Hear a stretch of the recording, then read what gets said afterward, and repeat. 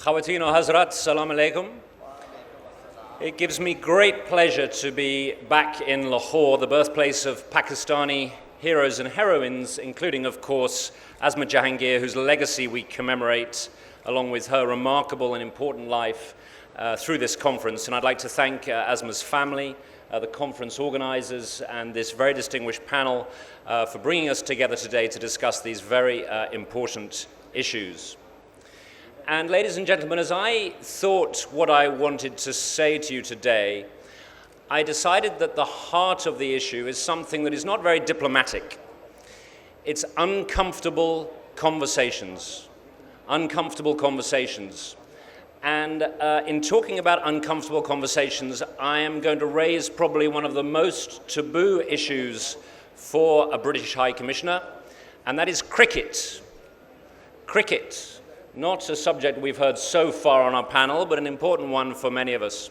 Now, I raise this first of all because some of you know that I am an ambassador for cricket. I'm a great advocate of seeing English cricket returning to Pakistan.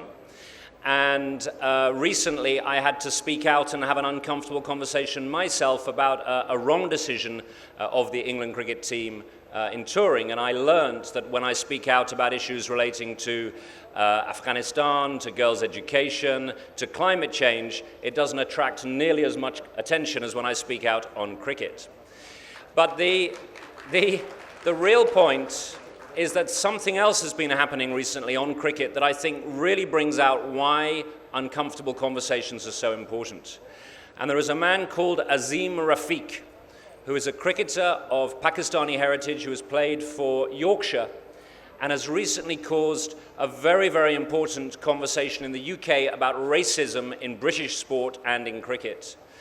And Azeem had the courage to speak out about systemic racism that has affected him in his career, and I think is a very good example of how, if we are to build back better from the very difficult past 2 years of the pandemic, if we are to ensure dignity and freedom of voice for all, it needs us to be able to have uncomfortable conversations, conversations that we must not and should not shy away from.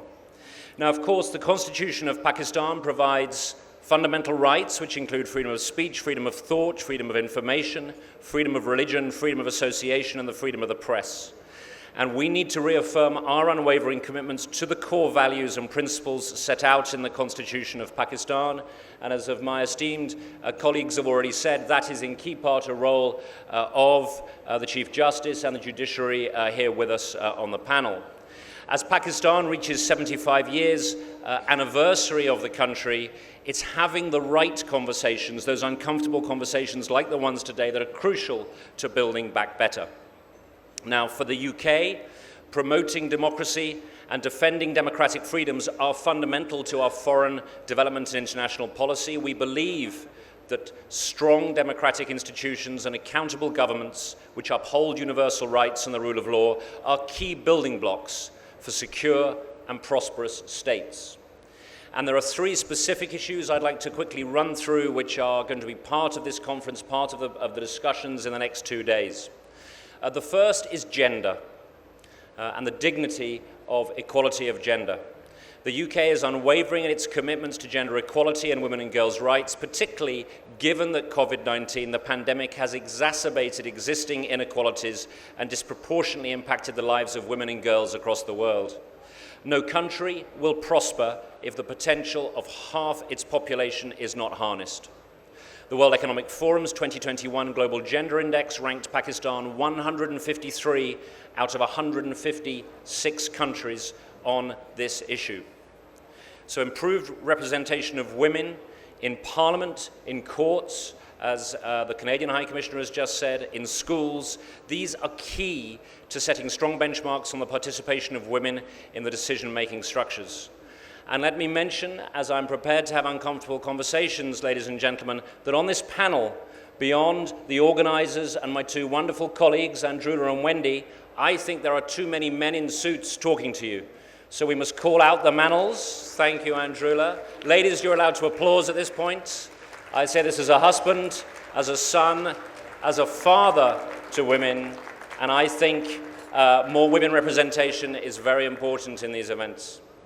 The second area is freedom of religion and freedom of belief. A visit for those of us who are not, well, for everyone in this town, to the Lahore Museum shows any visitor that Pakistan's rich history of faiths, its Sikh heritage, the center of Buddhism and Gandhara art, the birth of Sufism, shaped what Pakistan is today.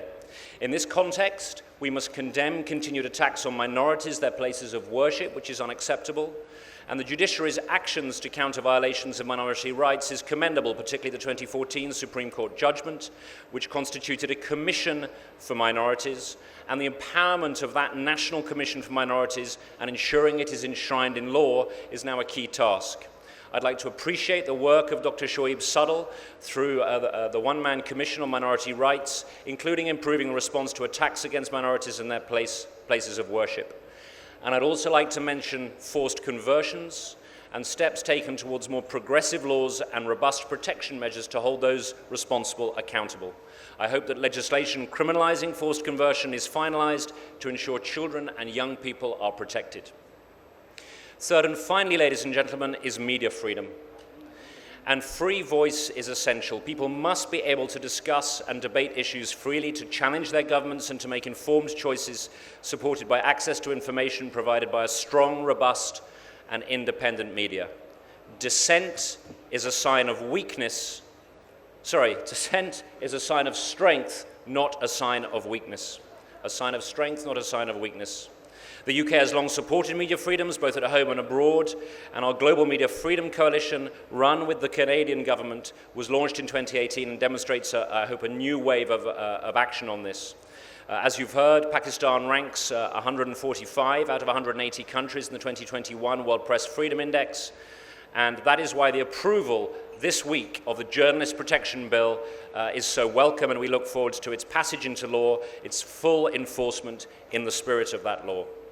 Equally, societies across the world are struggling to define regulation of media in the digital age, and we shouldn't shy away from debate about how the media can be properly regulated whilst protecting and upholding the freedom of expression. So in this, the UK is ek saath with the people of Pakistan, and it's not about words and speeches, it's about action. In the interest of time, I won't give you a full list, but the UK in Pakistan, my High Commission, is doing a range of things. We're supporting minority children to attend school. We're supporting the establishment of community forums. We're investing in improved protection of women and girls in gender-based violence. We have helped set up child courts. We're training minority journalists. And I'm pleased to say that our flagship Chevening scholarships 7 years ago had only 6% of Chevening scholars as women, and that is now 60%.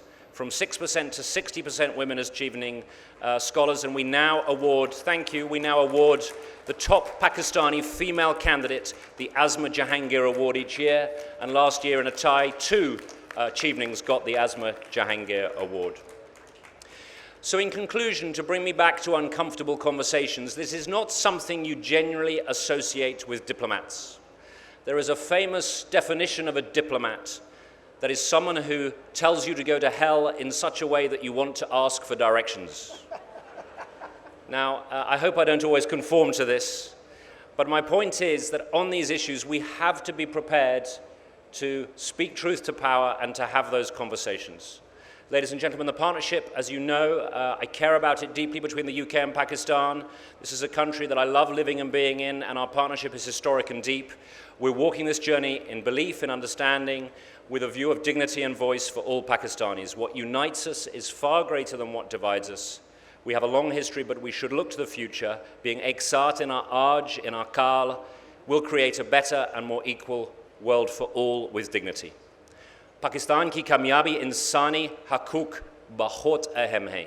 Thank you very much. बहुत शुक्रिया.